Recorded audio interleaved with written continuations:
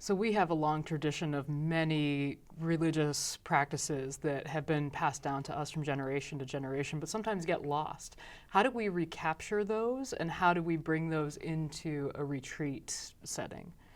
That's a great question, and I think one of the most fruitful sources of reflection for folks who teach youth ministers or for people who are youth ministers.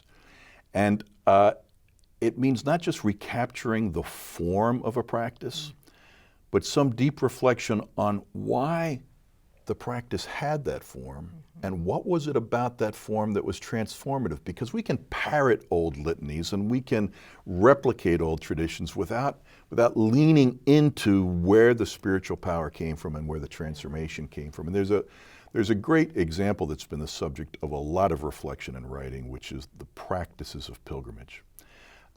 And I want to begin here by attending to one particular kind of fancy word that is at the core of most of these reflections, and the word is liminal.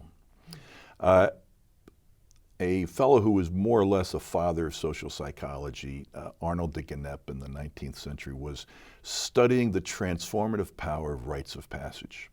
How structures that were quite well set, and your role in that structure was quite well set, for instance, as a child, had to mark off the departure from your childhood into adolescence or maturity, help form you for that journey, and then reintegrate you on the other side. And what de Genep came up with was an understanding of this as a three-stage process.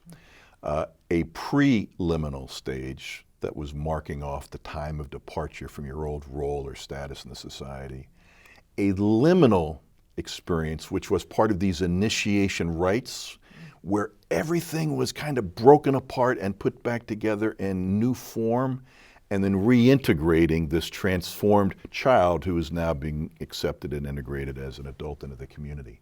De Genep's brilliant insight was how much capacity for change there was in the dynamics of liminality.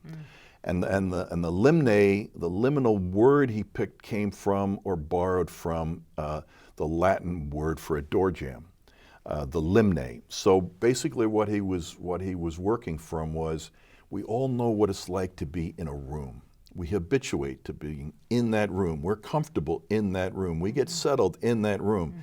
When we walk through a doorway to another room, in that next room, it's going to be different, and we will habituate to that new space and become accustomed to that new space. But right in the middle, right under that door jamb, you're not in the old room anymore, and you're not in the next room anymore. You are under the limne, you're in a liminal space, and that liminal space is where change and learning are most potentiated. And learning what that liminal space looks like in youth work, cultivating that liminal space in youth work, turns us to what did that look like in pilgrimage, because that's a spiritual practice very similar to our retreats. Yeah.